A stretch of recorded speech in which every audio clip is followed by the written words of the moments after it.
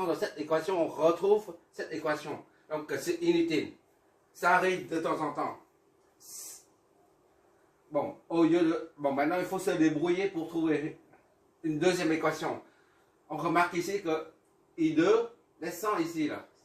Qu'on a appelé une deuxième fois I3. I3 est égal à I2. Parce qu'il n'y a pas de... C'est pas fermé ici. Il n'y a pas de passage.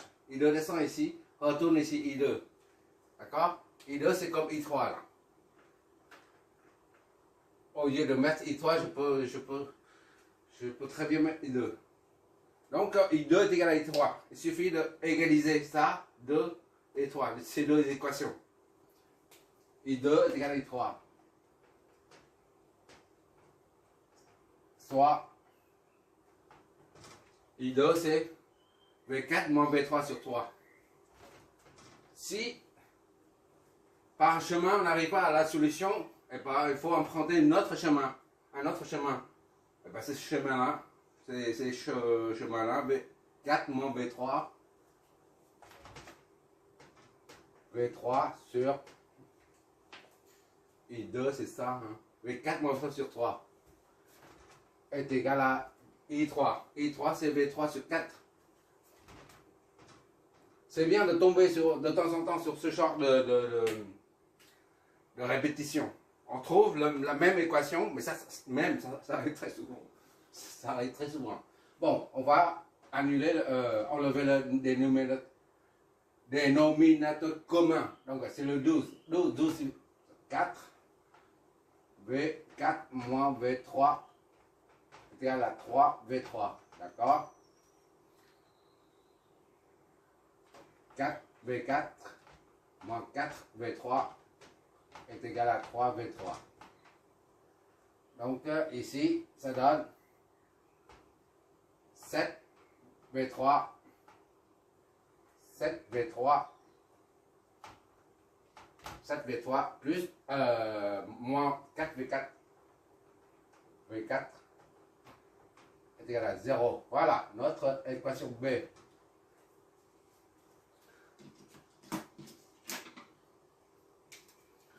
La calculatrice.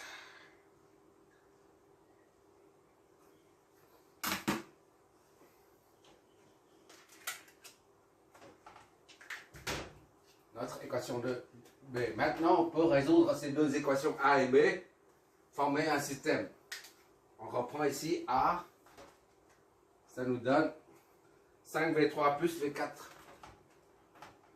plus V4 plus 1 V4. Voilà, 5V3 plus 1 V4 est égal à 36. Et B nous donne 7 V3 moins 4 V4. Ça nous donne 0. Donc, ce système, la matrice, c'est quoi? 5, 1, 7, moins 4 fois V3, V4 est égal à 36 et 0. Voilà, cette matrice à saisir.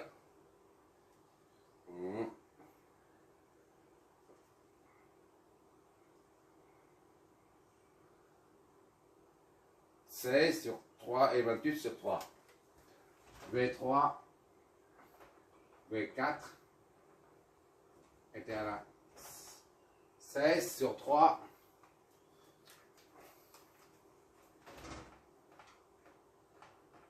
Et 28 sur 3. Voilà. En volts. Ce sont des potentiels.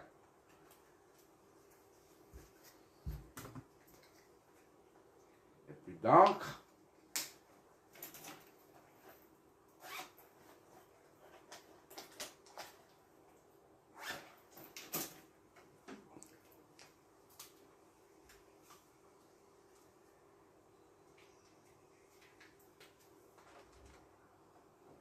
Voilà. Ça fait 5,3. Ça, c'est combien? La calculatrice. Où es-tu?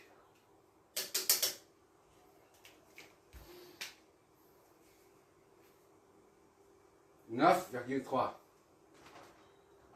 3 volts à peu près. D'accord?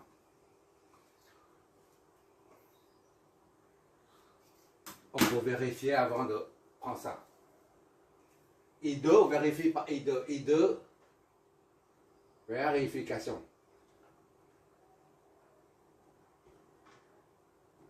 I2 est égal à V4 moins V3 sur 3. C'est-à-dire I4 est de 9,3 moins 5,3 sur 3. Donc ça c'est positif. D'accord? C'est 4 sur 3, c'est positif là. C'est 4 sur 3. Positif, ça signifie quoi? Le courant I2 part, c'est comme ça. Son sens est correct. On n'a pas à l'inverser parce que c'est positif. Et ça signifie aussi que le courant V4 est supérieur à V3 puisque le courant I2 circule du potentiel le plus grand vers celui le plus bas. Donc V4 doit être supérieur à V3. On voit bien ici. Donc ça permet de vérifier seulement. Bon, en fin de compte, ça c'est la vérification. Une petite parenthèse. Bon, maintenant V30. V30 est égal à VTH. D'accord? Alors V30 c'est V3 moins V0 est égal à VTH. Donc V3 moins V3 là. V3 c'est 5,3. D'accord? Ou 16 tiers. Moins 0 est égal à VTH. Soit VTH est égal à 5,3 volts. Voilà notre fameux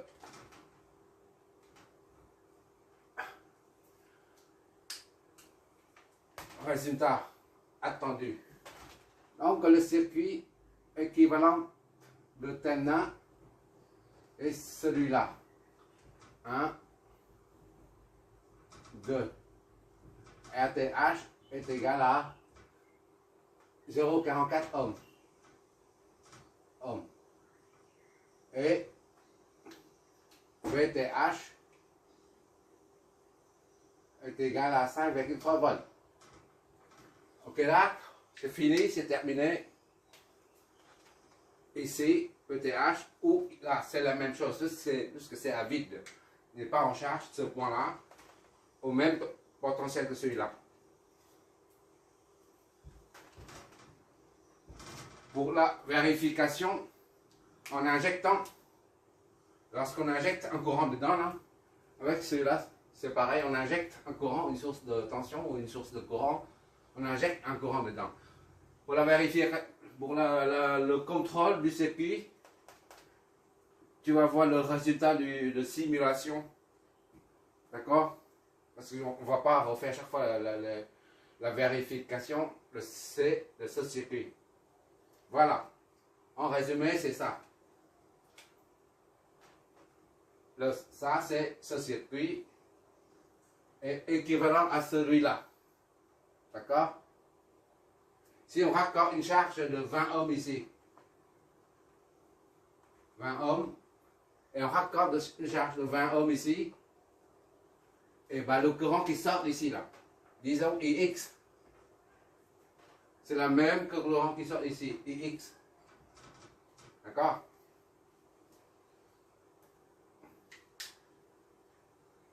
Peut-être je vais faire un autre exo avec la source de... Au lieu de la source dépendante, indépendante du courant. Maintenant, je vais faire un autre exemple où la source dépendante dépend d'une différence de potentiel. D'accord? C'est pareil. En fait. Je vais voir si on va le faire. On n'a pas beaucoup de temps. Je vais attaquer les AOP et puis les filtres, les circuits intégrateurs, différenciateurs, et les circuits représentant les équations différentielles, premier, deuxième ordre, ainsi de suite. pour finir, et après on attaquera les circuits sinusoïdaux. Là, on est en courant continu. On va attaquer dans peu de temps les circuits alternatifs. Merci d'avoir regardé.